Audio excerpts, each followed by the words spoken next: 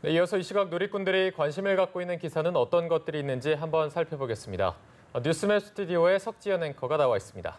석지연 앵커, 오늘 아침 어떤 뉴스들이 많은 관심을 받고 있나요? 네, 오늘도 많은 뉴스들이 제 옆의 화면을 가득 채우고 있습니다. 먼저 누리꾼들의 가장 큰 관심을 받은 기사부터 살펴볼까요? 네, 서울 대공원에서 발생한 토막살인 사건의 피의자가 노래방에서 살해한 뒤 현장을 말끔히 청소한 뒤에 심지어 그곳에서 며칠간 생활한 것으로 드러나면서 충격을 주고 있습니다. 기사를 통해 함께 확인해 보시면요.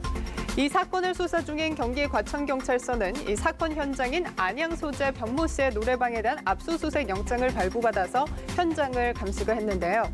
노래방 문을 따고 들어갔을 때 내부는 시신 훼손 범행이 일어났다고 믿기 어려울 정도로 깨끗하게 치워져 있었던 것으로 전해졌습니다.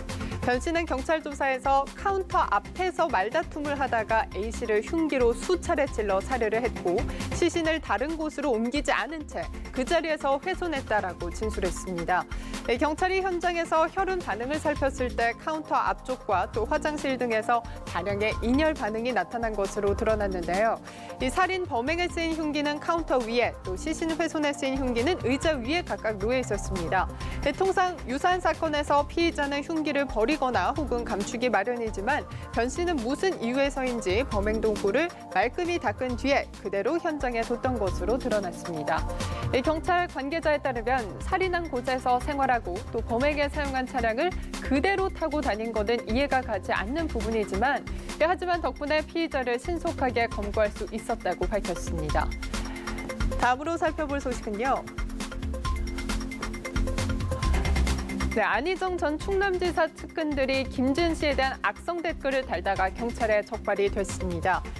네, 서울지방경찰청 사이버수사대는 안전지사의 전직 수행비서 A씨와 또 홍보사이트 관리자 B씨를 정보통신망법상 명예훼손 및 모욕 혐의로 불구속 입건해 수사를 하고 있는데요. 이들은 지난 3월 김 씨가 안전지사에게 성폭행을 당했다고 폭로한 직후부터 1심 재판이 진행된 최근까지 관련 기사에 김 씨를 헐뜯는 댓글을 단 혐의를 받고 있습니다. 이들은 또 SNS에서 실명으로 김 씨를 비난한 혐의도 받고 있는데요. 이 성폭행 사건과 무관한 사생활이나 이 평소 품행을 비난했으며 원색적인 욕설도 일부 있었던 것으로 전해졌습니다. 이에 경찰 관계자는 수사 중에 있다고만 언급을 한 것으로 드러났습니다. 마지막으로 살펴볼 소식은요. 네, 아마 가장 주목을 받고 있는 태풍 솔릭 관련 소식입니다. 송영무 국방부 장관이 태풍 솔릭에 철저히 대비할 것을 지시하면서 장병의 안전이 무엇보다 중요하다라고 강조를 했습니다.